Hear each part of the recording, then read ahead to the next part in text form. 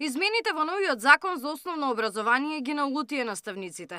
Веќе се мобилизираат со петиции во основните училишта, бидејќи стравуваат дека ќе останат без работа. Велат дека со новиот закон наставничките кои дипломирале на филозофскиот факултет со смер педагог ќе немаат право да водат одделенска настава во 4-то и 5-то одделение како досега, туку ќе може да предаваат само на деца од 1-во до 3-то одделение. Че навистина малку доведува до конфузија, до различно толкување на новиот закон за основно образование, каде што практично со новиот закон 4-то и 5-то одделение не им се дава за право колешките колегите да работат во настава.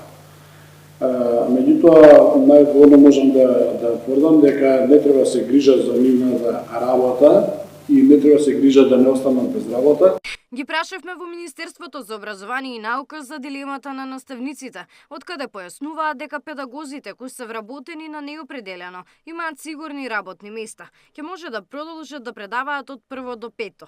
Проблемот останува за педагозите на определено. Педагозите пак кои се вработени на определено работно време ќе може да работат во продолжен престој во одделенска настава од 1-во до 3-то одделение, само доколку на оглас за одделенски наставник не се пријави соодветен кандидат.